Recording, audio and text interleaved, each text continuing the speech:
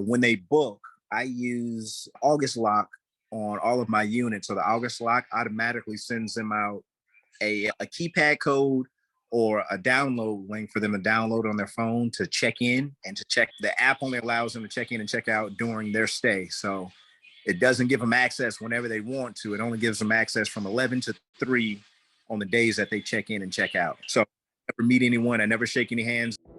What's up, everyone? This is Niyi Adewale, and I am the host of the Akaba Home Financial Freedom Mastermind Group. This group meets every Wednesday at 7 p.m. Eastern, and the members of this group are committed to achieving financial freedom while we're still young enough to actually enjoy it. So in this podcast, you're going to get VIP access to the conversations that we have about different forms of investment and ways to get your dollars working harder for you than you worked to first acquire those dollars. On this episode, we are joined by Radim, who is an investor out in Philly. He's been investing in real estate for close to 20 years, as well as one of the mastermind mainstays in Marcus Mayfield. And we took a deep dive on Airbnbs, all the tools that we use and the type of profits that we expect to receive on different units, as well as event spaces. Radim and Marcus both have some experience with event spaces and listing those on Peerspace, Gigster, etc. And so we do dive into that. Without further ado, we'll get into the episode. So one of the goals for 2022 and 2023 was to continue to pick up some more properties and leverage the systems with managing, because as you know, you can start getting better economies of scale when you have more properties. And it's starting to pick up. So I met with another owner out in Sandtown, and he wants me to manage his property. This guy's actually going to be moving from his house on the 10th, so Monday. So we're scrambling right now to pick up a whole bunch of stuff. He wants to have it up and running by February 1st. So long story short, that long list that I sent you is needed. So thank you. Okay.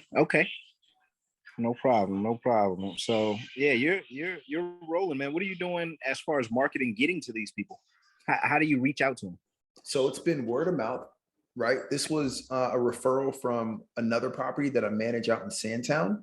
And I've started giving referral fees to individuals as well, right? So if somebody gives me a referral and I get to work with that person, I give that person $250 after the first booking, right? Okay. And that's paid partially out of the money that I take from that person, because I do that $500 fee now for upstarting, because you put me onto that. It's definitely needed. So that's for that piece. And then now I think it's going to start to build a little bit more, because I think did we talk about me launching a podcast this year? Yes. You did your first episode recently, right? First episode, man. I actually just posted it.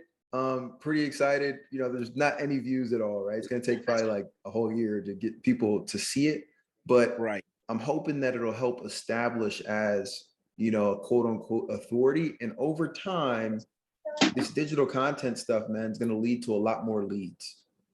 Right. Absolutely. You know, Radim, how you doing, man? What's going on, man? Trying to catch up with y'all, man. Come on now. What's going on? Not much. My apologies on the multiple links. I got to get that straightened out on the Zoom calendars. But Radim, it's been a couple weeks coming, right? I know that you wanted to talk about Airbnbs a while ago, and Marcus and I are focused on that piece. What questions and kind of things did you want to learn about that, or did you have? No, I just seen like that's trending now, and I seen that it's trending now, so I just always stay clear from it. So, you know, I just always stay clear from it, and just, you know, I was just trying to get testimonies, you know, just, you know, how I work, just to see if it might pique my interest, something that I might be going, you know, might trying to get into. Okay. Well, before diving into a little bit of Marcus's story, what do you typically pull in percent-wise, like 1.25%, 1%, on your rentals? Because I know you have a couple rentals, right? What are you typically looking at in income from that? Income, Man, it just really depends. But let's just say for a 3-story house, I'm still on the low side because I still try to be fair. I don't break the bank. So let's say something a 1,600 square 100 foot. I might still charge somebody 1,300, even though I know I can get 16, 17. I still might do 1,300. Another building I might have is almost about 1,400 square feet, 1,200, you know what I mean, like that. Now if I'm in my one bedroom apartments inside the house, the whole house can bring almost like $3,000. You know what I'm saying? Cause I go a little higher with the 1 bedroom apartment just cause, I get like $750 maybe a room, for a 1 bedroom apartment. It might be like 4 of them in there. So it'll pull about 28, $3,000. And I know how that goes in Philly, man. I used to actually live in one of those, right, in North Philly. I was paying $375 at the time because I was a leasing agent. I set that up. I know prices have gone up since then. But Marcus, if you want to chime in here, so it sounds like Radeem's pulling in anywhere from 1,300 to 1,600 when he's renting it out fully to one person. What do you typically pull in a month on your 1-bedroom Airbnbs? Well, we only have one bedroom, and the 1 bedroom is honestly probably our best booking. That one's booked, I would say 20 to 25 days a month, and we average anywhere from $900 to $1,200 in profit a month. So altogether, this is a midtown unit. The cost of the rental is about $1,500, and utilities and overhead is probably another $200 to $300. And we average maybe about $3,000 or so every single month. So $900 to about $1,200 a month in profit on a 1-bedroom unit. Okay. Now let me ask you something. When people as far as timing, right? Like showing people off, like how's that work as far as from like from a time perspective? So me, right? I got a lot of things going, and I don't necessarily want to be there every time somebody want to see the apartment or the room and screen, like, you know what I mean? Yeah, I see you got excited. He knows where I'm going with this. It's actually very passive. So being that these are Airbnb rentals, so I don't show the apartment as if I'm renting it out to someone. Everything is done online, so they get to see the pictures online. When they book, I use August Lock on all of my units. So the August Lock automatically sends them out a keypad code or a download link for them to download on their phone to check in and to check out. The app only allows them to check in and check out during their stay. So it doesn't give them access whenever they want to. It only gives them access from 11 to 3 on the days that they check in and check out. So never meet anyone. I never shake any hands. The only thing that my wife and I have been doing, we've been doing the cleanings, and we're looking to kind of transition out of doing the cleanings and allowing someone else to take that over. But we don't shake hands. We don't meet anybody. We barely have conversations. Our messages are automated, and it's pretty passive, to be honest. Yeah. So it's pretty much like, you don't do no screening as far as like the people. It's just like, they just come in, it could be anybody. Right. There are a couple parameters that we have set on Airbnb. So we don't necessarily screen them, but they do get screened by Airbnb. They do have to have a verified profile. We don't allow, there's a checkbox or selection box that you can pick. We don't allow anyone under the age of 25. Okay. Allow anyone without any previous reviews or have had bad reviews from their previous stay. So those are the qualifications basically for someone to book. And we've had some bad rentals, but we've never had anything where anyone destroyed anything or tore anything up. Nothing that wasn't fixable within the 4-hour window we have before our next check-in. Okay. So on the average, like I know you said pretty booked up was 25. You said 25 days out the month, right? Yeah, that's the 1 bedroom. That's the We have 1 bedroom. our two bedrooms. They're always booked on the weekends, and we're trying to figure out how to get our weekdays more booked. But with the 1 bedroom, we tend to get a lot more travelers, a lot more people traveling for like work related issues. So they're booked Monday through Friday with people actually working in the area and things like that. The 2 bedroom is more so for leisure, people coming in town just celebrate, kick it, go downtown and celebrate for whatever cause. But 1 bedroom is always booked.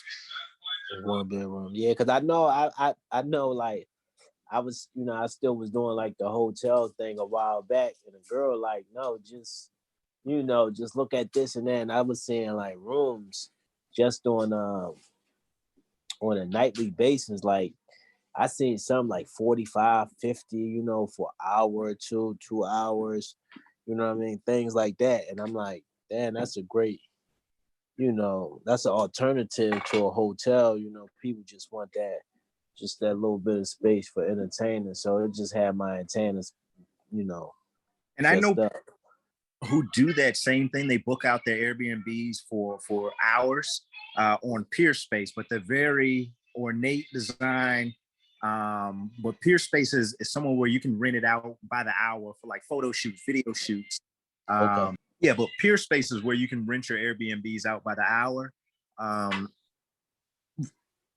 We're thinking about getting into it, but we don't like their contract. We like having our own contracts when it comes to stuff like that. But that may be something that we start doing to book up our weekdays. So that is an option if you just want to book, for $100, $200 an hour, and you have a space that could accommodate, someone wanting to do a photo shoot, video shoot, or podcast or something. That would be a great idea to do. Yeah. And that Peerspace is more, you got to have something that's unique about the place, or it has to pop to really get people to try to book that piece out, right? Yeah, it's usually high-rise buildings. When someone's shooting a movie, you just look, or something very shiny or colorful for music videos, things like that. I see people do warehouses,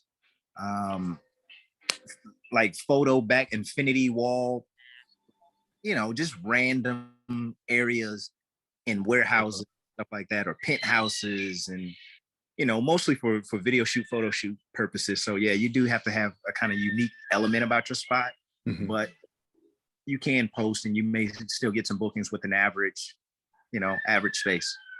And Radim, just kind of taking a step back, do you manage your own properties right now? Yeah, I still do. Yeah. Okay. And do you use any software to collect rent and take maintenance requests? No, I don't. No, I don't. I still do like pretty much all the maintenance like myself, because it really don't be nothing wrong with the properties, because like I done them from top to bottom, and the most I might get called for if it's something that probably on their end. But no, I do everything. Like I'm still in that stage. I'm phasing out though, because I'm tired of burning the candle from both ends. You know what I mean? I hear you, man. I hear you. And that software piece, I think, will definitely help from at least a rent collection standpoint. So you're not chasing people down for that. But piggybacking off what Marcus said for Airbnb and even Peerspace, the shorter time frame that you have, it's going to be slightly more quote unquote potential messages back and forth. Like, for example, I have some long-term rentals in Louisville, Kentucky that I used to manage, and I got short-term rentals in Atlanta. And the long-term rentals, after that first 2 months, when somebody's in a place, they pretty much don't reach out, right? They're like, hey, this is my house. I don't want to be disturbed, right? And you don't have to talk to them if they're paying on time. It's just that there's an issue. So it's pretty passive. With this, you're getting a new turn every couple days. And so guests may ask other questions. But to Marcus's point, there's a lot of software out there, and we can help you with this if you do want to explore this, where you can set up so many automated messages that will answer 90% of the questions. And then you're going to get those weird 10% that you just got to be on there to message back and forth, to make sure that people feel comfortable. And then the other piece that is, I know, a major goal for Marcus here in the beginning of 2022 is the cleaning piece. Okay. I'd highly recommend that if you move into the space, please hire some cleaners. All right. Both of your times, all of our times are too valuable to be trying to run between a bunch of Airbnbs to hopefully get them done before somebody checks in. But does that all kind of make some sense? Yeah, it was just from that's the only piece that I had just from the time, like the cleaning, like you said, y'all touched on that, and just the interaction piece. Just like you just said, showing off. I don't want to get called 1,000 times, and for potential, because I'm still like, I'm so like, I'm real, like, I really screen people. You know what I'm saying? Like, I really get a feel. I don't really do blind. Like, I'm getting over that now, but I'm really like, I'm a Philly type guy. You know what I mean? So if I meet you, I meet people all the time, and I just got this knack where it's just like it's good or not. You know what I'm saying? And it's just something that I don't know. I just like to do it, way somebody talk, their presentation. You know what I mean?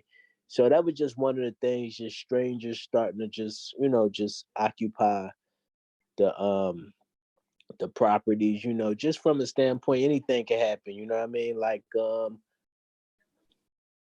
anything can happen inside these properties, man. So I just, I'm still like transitioning out that old school way and just starting to catch up with the fast pace, way. Yeah, it's definitely a little bit getting used to moving from the long-term rentals where you can check somebody's credit, where you can call references and things of that nature and know like, hey, this person cares about their credit. They have good landlord references. They do actually work here. Yeah, Into the short-term rental game can be a little bit scary. But yeah, to Marcus's point, there are ways that you can still screen people in a quicker fashion. And at the end of the day, you still have the ability, if you see somebody that doesn't have the best reviews, yeah. or they don't have any reviews, you can make a decision of whether you want to rent to that person. And Marcus, you talked to me the other day about a pretty unique thing that I'm actually trying to implement into my business around IDs. Do you want to explain a little bit of how you handle that? Right. So one of our automated messages that goes out, the first one asks, do you agree to the house rules? Yes or no. So that's usually the first message we get from them is either yes. We've never gotten a no. And if they do say yes, then the second message goes out and it says, so you would need to send over a copy of your IDs. And everyone who's over the age of 18 needs to send a copy of their ID. So that right there is usually our first indicator for people. When they send over an ID, let's say they send over 2 IDs, and we'll say, hey, you only have one person on the listing. You need to put both people on the listing. So that way we're kind of covered by Airbnb. Or if they send one ID and have 4 people on the listing, we let them know, hey, we need 3 more IDs. So that way it does kind of give them a little sense of responsibility in the space, knowing that, okay, they have our IDs, even though they may verify through Airbnb, only the person who books has to verify. So they may bring in 3 or 4 other guests. We want those IDs also. Has anybody ever pushed back on that and been angry, like, hey, why do I have to do this? Yes, we've had a couple people ask, hey, I verified through Airbnb. Why do I need to do this? And we usually explain, look, we've had a rash of bad tenants. We would just like to know who's checking into our spot to make sure that you're above the age of 25 and that you'll abide by all the rules. And typically we can kind of tell. That's another thing with Getsy. We use Getsy. If we don't, Airbnb, if they send in an inquiry, you don't see their photo. With Getsy, it allows you to see their photo before they even book. So, we kind of use that to verify, like, oh, okay, this photo is not the same person of who booked. And we've had that happen before where they sent over the IDs and it wasn't the person who booked. And we explained that person needs to book or needs to send over their ID and they need to be added to the reservation also. And it took the price up and they ended up canceling and we kept some money. Okay. Yeah, Whoa. okay. So, Marcus, every time we talk, man, you're dropping gems. I don't even know what Getsy is, but I want to check it out. So is this like an app or online? How does it work? Yeah, so it used to be called Your Porter. I've heard of Your Porter. Your Porter was purchased by Getsy. So Getsy in your portal are the same. If I go to my computer now and type in your portal, it takes me to the Getsy app. But when they send in it, so it ties in my VRBO, my booking.com, and my Airbnb. When I get an inquiry, someone saying, hey, is it available this date? Most of the time when I get in inquiries, that means that you didn't pass whatever my verification met, my 25 and your good reviews, you didn't pass that. So I usually get an inquiry to find out, hey, is your space available or can I do a long term? Their picture pops up. So I can click on the profile on Getsy, see their picture and their profile, their reviews and stuff like that before Airbnb actually shows me. It's a glitch in the system. They may patch it, but right now I can see everybody who wants to book before Airbnb actually shows me. Hey, come on now. I like that glitch. I need to, yeah, I'm definitely taking a look at that.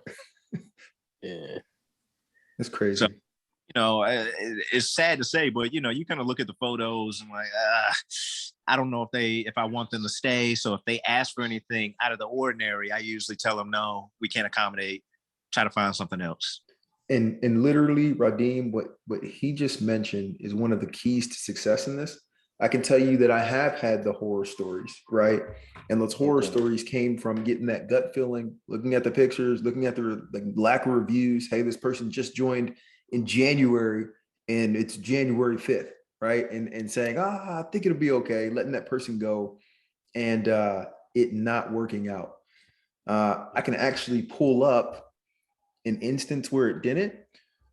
And Marcus and I have shared conversations around VRBO, and that's one where I'm still trying to figure that out and really understand if I even want to go down that path. I'm actually trying to work more with a direct booking site. But yeah, I've had the horror stories where somebody destroys your place. And thankfully, I've been able to get reimbursed for it. 75% of our bookings for the one bedroom come from VRBO. So as much as I hate it, a majority of ours comes from there. And then longer term bookings. Right now, there's a lady wanting to extend until Sunday, who's her and her husband are waiting on their surrogate to have a baby. So a lot of business people, 60 to 70% from VRBO. The other ones are Airbnb. That one's VRBO, the one bedroom. Oh, that's crazy. No, yeah, because like right now, I got I have a space right now. I put it, it should be done maybe end of February, and I left the bottom space just the Blake space, because my idea was, hey man, it's just an event space, just something small. You could do whatever you want with it. So I made a 2-bedroom apartment upstairs with a 1-bedroom adjacent to it. So it's a 2-bedroom apartment on the top, and in addition to a 1-bedroom apartment. And the bottom and the basement, and the second entry is going to be just the event space or a barber shop, whatever somebody else want to make it. Now, my play I never really chased the money. So it's more like as long as my property accrue and equity, then I'm okay. I can, while I'm working now and I'm getting money now, I don't really chase the money. So my thing is, if somebody can come in and make money themselves, I'll take the lower end. It's something, but they take on a responsibility because they see money in it themselves. So I was going to do that, but people finances up and down, and people just don't want to do a lot of things. So I may talking to you guys, and maybe if I can look at some of that software and just getting data where I feel more comfortable, then I'll use this as my first Airbnb, because I was just thinking, even if I do it on the weekends, what I would have rented out, a whole month, I'll probably make that, just every 2 to 3 days if I get it, just there. And there's less traffic, less people, and things like that. And if you have any questions about an event space, me and my wife, we own 2 event spaces too. So I know that side of it also. Okay. Yeah, because it's all new to me. Like I said, I just got the properties and I got the space. And like I said, I started doing a co-living. Like, I've been doing a co-living for, like the truckers that just come here on the weekend. They just want the spot, but they stay there. And that been working out good. And yeah, man, I'm just trying to catch up with the town, man, to be honest with you. I'm just Nadeem, I got a question for you. So, and this is more for Mati, who you met a couple weeks ago. So she has a warehouse, pretty big warehouse with a lot of stuff in it. And we've been mulling over ideas of what you could potentially do with it. It's just an open space. Yes, you could do an event space, but we'd have to build out something and kind of move some stuff out of there. But we toyed with the idea of what you just mentioned, which is a space for truckers, right? Where you can pull your truck up, get some sleep, use a bathroom, things of that nature. What in all do you need? I guess a two-part question. One, what would you recommend that you have in the space? Do you need to have showers in there? Do you need multiple bathrooms? Do you need cots? Do you need actual sections for the room? That's one question. And the second question is, how do you advertise to that population? As far as the advertisement, I haven't really did it like I'm really, like I said, I'm really like right behind like all the advertisement because I just started getting on social media. Since I've been in this business, it's just always been word of mouth. You understand what I'm saying? Like it just really just been all word of mouth. Like when I tell you, like people have been like, damn, like you don't have it just come to me for whatever reason, just the connections and things like that, just word of mouth. Like I said, it just come word of mouth. So I never really advertise, it just come. People always got my number, or I may have some connections with my cousins and things like that who do other things. But like I said, the event space is just something new. I knew my friend just did a targeted paintball for the warehouse. So it was real dope. You just come in. We don't shoot each other, but it's just practice. You know what I mean? We set up little prompts. I didn't go in with him on the simple fact that I knew his insurances and everything wasn't right. You know what I mean? And he was on the win, but the idea is dope.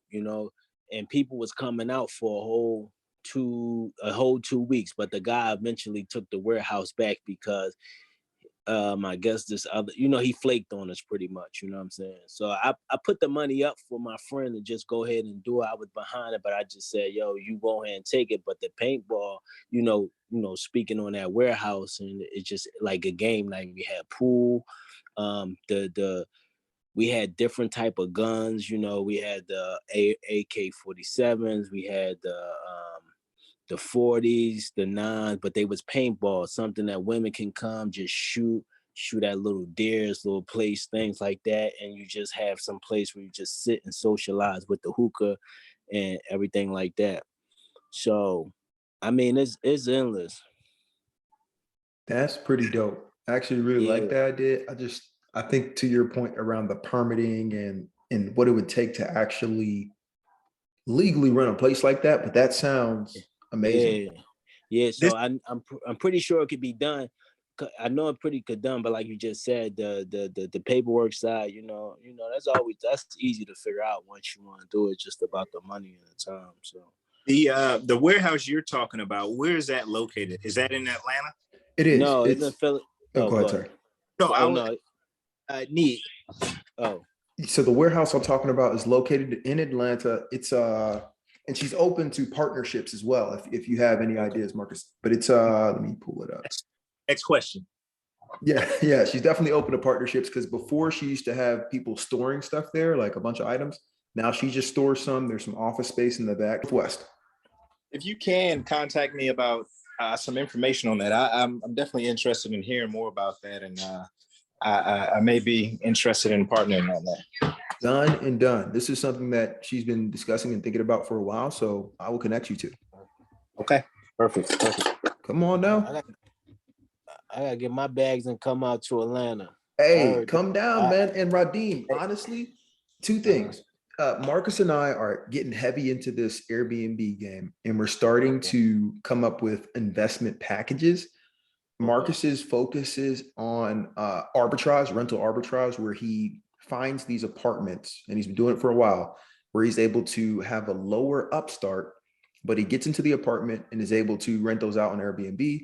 And Marcus, how many do you just picked up? 6, you said? 6 more? I haven't picked him up yet, but I actually meet with him Friday after I get done doing some stuff for you. But I'm supposed to meet with him Friday. He'll be in town just for the weekend. I Come hope on, it works. man, let's close the deal. Right. so he's got a couple, and he's working on picking up another nice portfolio. And then I'm working with a flipper to acquire properties and allowing people to invest in those properties to either keep them, get a piece of the flip, keep them as an Airbnb that we will manage, either get a piece of the flip, or if you want a lower risk investment, right, not dependent on the market, you can just put money in for a 10 to 12% return based on how many months. So long story short, if you want to invest in Atlanta, there's a lot of people down here doing it. And if you want to do Airbnbs down here, there's a lot of people down here that could manage it. Right. Okay. Yeah, because like I said, I'm getting comfortable. Like I said, I build up enough stability, so to speak. You know what I mean? Where, I'm ready to just, drop my nuts on the ground and start walking, man. You know what I mean? So I'm trying to spread my wings, and even just the fact of me even just going where the opportunity just present itself, because like I said, I got a good shoot. My next move got to be the best move, man. So I'm really just trying to just, like I said, I've been doing a lot of this stuff by myself, just with the little bit of guidance that I know, but I just need to get around, people who just got a different perspective so I can just take it to the next level, because I'm just there right now, so it's just time. I'm just ready to just take chances, man. So yeah, man. So Radim, we got plenty of space, man. You just got to let me know what weekend or what date you want to come down to Atlanta, and we got you. okay. Couple of You said what? I said I got a couple places you can stay. Yeah, no, for sure. Yep, for sure. Yeah, no, for sure. I gotta go down there. I know. I got a friend of mine that's actually down there. I haven't spoke to him for years, but I know he went down there doing real estate, and I be seeing him with his own TV show. His name Rob Harris. He down there, and they say Atlanta is the place to be, man. Everybody going down there. So Atlanta is booming. Atlanta's booming.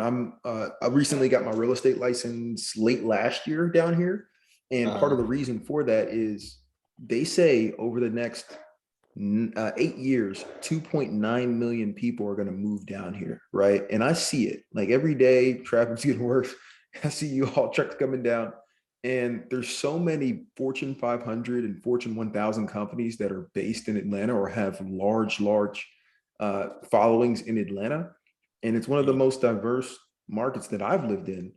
So yeah, no, there's a lot to be had in Atlanta. The only thing we're missing is a beach front, but it hasn't slowed this place down. Right. Yeah. Did you get a chance to group on Facebook yesterday? They were talking about the VAs. Did you get a chance to see that? No. So I haven't heard from your guy yet. For the VAs, I'm excited too whenever he reaches out, or if I can send him an email if you provide his contact. But I'm serious about that VA piece, Marcus. You got me inspired, and so I've already met with a bookkeeping VA. He's already told me that my books are completely trash. So long story short, I got to get 3 accounts aligned. I already have the 3 accounts. Now I need to just sync them up, and he's going to clean my books up for last year, and then he's going to charge me about $100 per month this year to have it really solid to where I can actually talk to my CPA and get some more dollars back. That's one. And then 2, I already met with another VA that I want to continue to increase for other reoccurring tasks. And the first 2 tasks that this person is going to work on is 1, I'm going to start bringing more people on here where we're able to, these calls, where we're able to focus on their stories, similar to how we did Fade a couple of weeks ago, and learn from that person, ask questions to that person, get their story, and of that nature. And I'm going to have the VA reaching out to different individuals to get consent and all that stuff for that and for the podcast.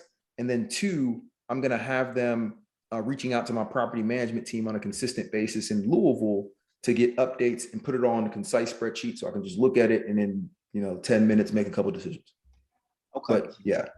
If I can't, you got to get in the group. Once I get you in the group, I want to tag you in that. They talked about 2 to 3 hours. That's probably why I didn't follow up with you. They were masterminding yesterday, but they 2 or 3 hours on the benefits of a VA, how much you pay, why they pay them, what they, the best place to find them.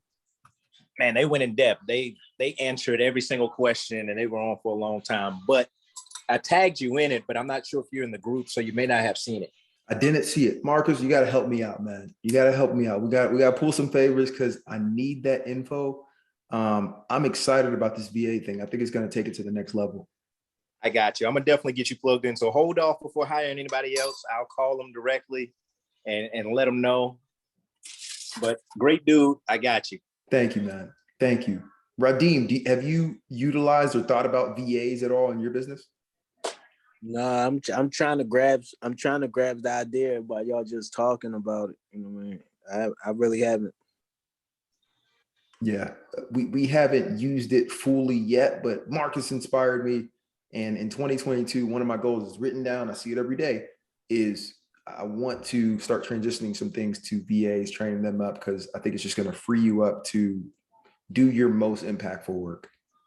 Right.